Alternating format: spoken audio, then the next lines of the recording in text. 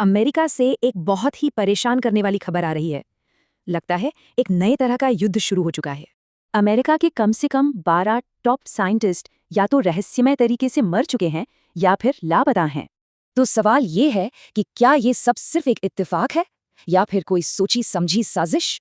Journalist Laura इंग्राम ने भी इस पर ध्यान खींचा और तभी से ये मामला पब्लिक में चर्चा का विषय बन गया है। ये कोई आम एकेडमिक्स नहीं थे, ये लोग मिलिट्री, न्यूक्लियर और स्पेस रिसर्च से जुड़े हुए थे। मामला और भी पेचीदा हो जाता है जब पता चलता है कि कुछ ने दोस्तों से कहा था कि उन्हें अपनी जान का खतरा है। और देखिए, ये सिर्फ अमेरिका तक ही सीमित नहीं है, अब चीन से भी ऐसी खबरें आ रही हैं। इसे कुछ लोग वॉर ऑन साइंटिस्ट्स कह रहे हैं, एक नए तरह का ग्लोबल कॉन्फ्लिक्ट। अमेरिका में न्यूक्लियर और स्पेस साइंटिस्ट, तो वहीं चीन में टॉप हाइपरसोनिक मिसाइल साइंटिस्ट्स मारे गए हैं। ऑफिशियली तो मौत की वजह अचानक बीमारी या अजीब एक्सीडेंट्स बताए जाते हैं, जो काफी संदिग्ध लगता है। लेकिन पता है क्या, ऐसा पैटर्न इतिहास में पहले भी देखा गया है, एक और बड़े देश के साथ। जी हाँ, भारत के साथ।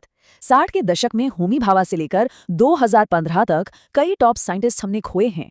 भारत का इतिहास बताता है कि अपने टॉप साइंटिस्ट्स को खोना देश के लिए कितना बड़ा झटका हो सकता है। तो सवाल ये है कि आखिर ये साइंटिस्ट इतने जरूरी क्यों होते हैं किसी भी देश के लिए। देखिए, ये बहुत रेयर होते हैं, इन्हें तैयार होने में दशकों लगते हैं और इनका पीक टाइम बहुत छोटा होता है। यानी एक साइंटिस्ट को खोना मतलब देश को सालों पीछे धकेल देना, एक बहुत बड़ा स्ट्रेटेजिक लॉस।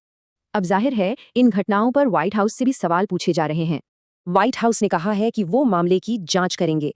FBI जैसी एजेंसियां पता लगा रही हैं कि इसके पीछे कौन है। और शक की सुई घूम रही है रूस, चीन और ईरान जैसे देशों की तरफ। सोचिए, अगर अमेरिकी जांच में किसी एक देश का नाम आ गया तो क्या होगा? तनाव बहुत बढ़ सकता है। पूरी दुनिया की नजरें इस बात पर हैं कि इस साइलेंट हाई स्टेक्स कॉन्फ्लिक्ट के पीछे आखिर है कौन। तो क्या आज के इस हाईटेक जमाने में असली जंग का मैदान अब वैज्ञानिक बन चुके हैं?